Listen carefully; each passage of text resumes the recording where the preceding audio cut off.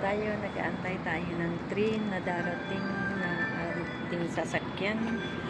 At tayo po ay maggagala-gala habang mainit ang panahon. Kasi kakatapos lang po sa farm. So, mag-travel naman tayo. Pero mainit na po ang panahon. Pero nasa tama lang naman po yung temperature. Kasi 22 ang temperature. Tama lang po siya. Pero ang hangin niya, medyo may kalamigan pa. Kaya, salamat.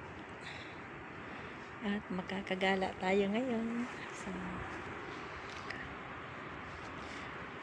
makakapag-explore tayo. Hindi lang puro doon sa pagtatanim.